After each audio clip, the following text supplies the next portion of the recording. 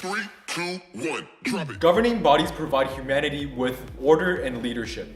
They can allow a nation to succeed, or they can even be the demise of their economy.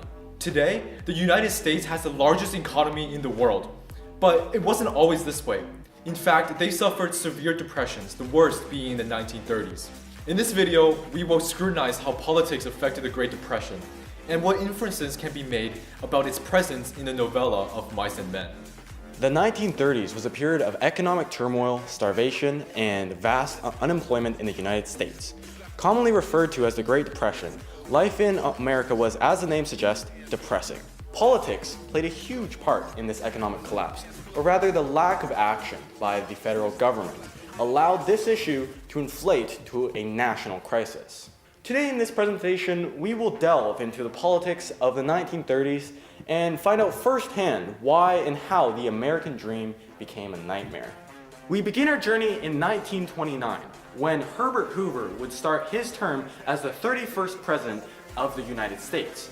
Not long after he began his term, however, America would suffer the largest stock market crash in history, and Hoover would be responsible for cleaning up this mess, or at least managing it to the best of his ability. Hoover initially moved slowly to counter the onset of the Great Depression. His support of protective tariffs, which accelerated the country's economic decline. During this time in office, Hoover experimented with many ideas in an attempt to stimulate the stagnant U.S. economy. Examples included the Reconstruction Finance Corporation, which provided railroads, banks, and other financial institutes with monies for loans. The Glass-Steagall Act, which made getting commercial credit easier and released $750 million in gold reserves for an additional business loans. The Emergency Relief and Constitutional Act, which provided funds for the RFC to make loans for relief to the states and included additional money for the local, state, and federal public works projects. None of these efforts were successful, and in the case of the Smoot-Hawley tariff, situations only worsened. With no prior political office experience, Hoover was left in charge of a country on the verge of economic collapse.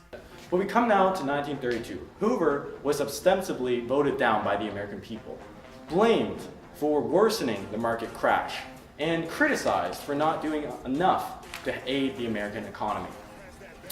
The Americans elected a new president, Franklin Delano Roosevelt. Roosevelt was extremely popular among the American people. In fact, he was the first Democratic candidate in 56 years to win the majority of the popular vote. The people had faith in FDR and his plan known as the New Deal. The New Deal was a series or collection of rules and regulations and laws that would hopefully change the condition of the American economy for the good. Some of these acts included the Emergency Banking Act of 1933, which insured people's deposits in banks against losses caused by public panic. This helped restore the public's confidence in the national banking system. Also, there was the National Industrial Recovery Act, also of 1933, which set up codes of practice for such things such as hours worked, wages, unfair competition, and outlawing child labor. With World War I starting in 1914, the majority of men left the country to fight in the war, leaving the women to do both the women and the men's jobs. During this time period, women were hardly considered citizens. They were taxed by the government, but had very few rights within the country. An English jurist, William Blackstone, wrote, "By marriage, the husband and wife are one person in law. That is, the very being of legal existence of the women is suspended during the marriage." This demonstrates that women didn't have rights in this period. Women gained the right to vote in 1920, but the movement lost most of its cohesiveness, so banding together to protest for their rights once more would prove difficult. The Great Depression affected everyone, and it hit the African Americans the hardest. By 1932, approximately half of Black Americans were out of work. In some northern cities, whites called for blacks to be fired from any jobs as long as there were whites without work. Racial violence again became more common, especially in the South. Lynchings, which had declined to 8 in 1932, surged to 28 in 1933. Although most African Americans traditionally voted Republican, the election of President Franklin Roosevelt began to change voting patterns. Roosevelt entertained African American visitors at the White House and was known to have a number of black advisors.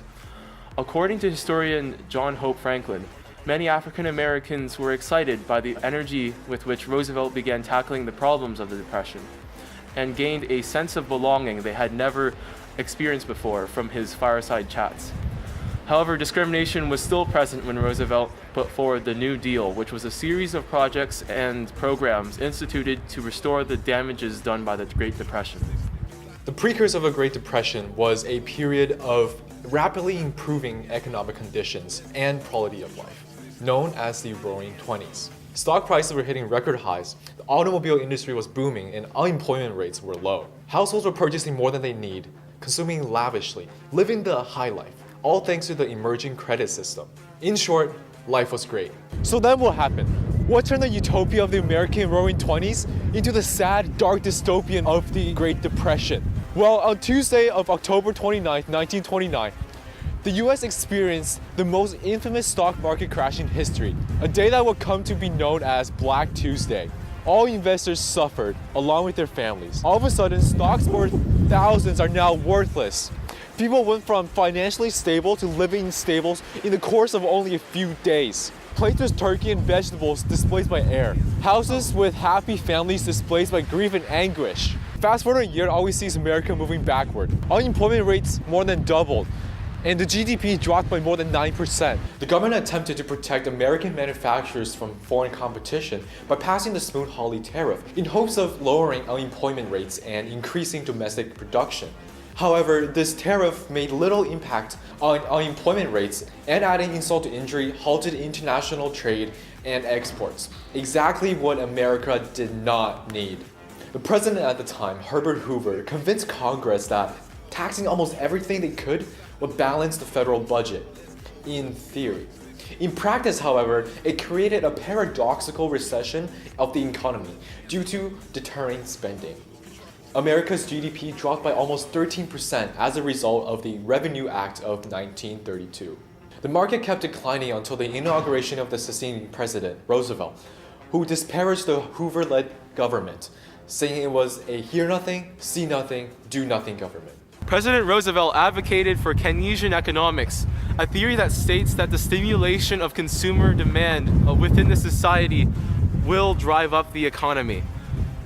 The new idea yielded over 10% growth of the economy and a steady decline in unemployment rates. In 1938, Roosevelt made the same mistake Hoover did merely 5 years ago. He cut back on government spending and drastically increased federal reserves.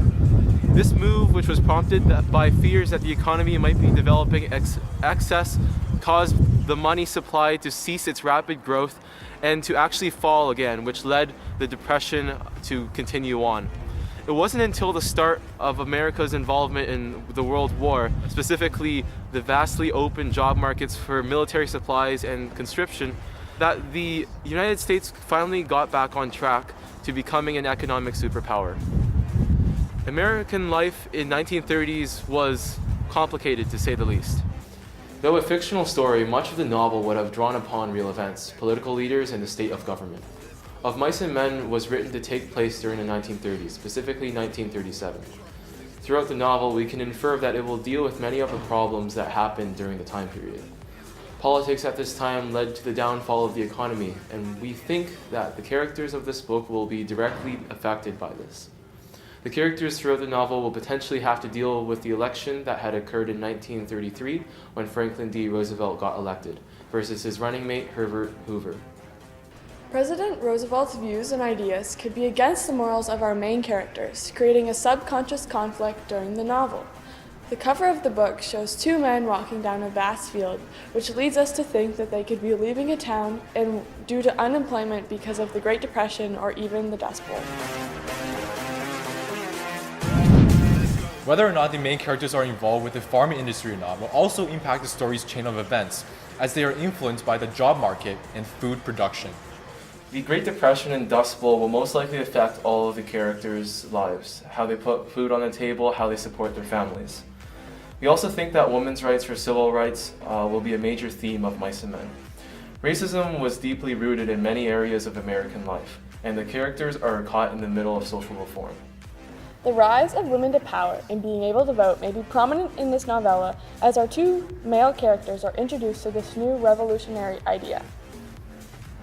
We can guess that most of the novel will depict the prejudice of people from this time period and how they will deal with the changing economy and social equality. What we can say is that while taking in consideration politics at the time, it will greatly affect the lifestyle and range of events which take place throughout of Mice and Men.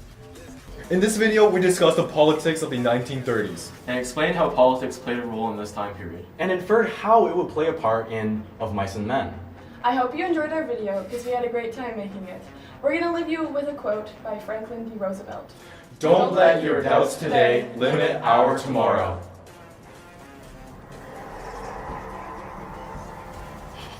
We're going to go down.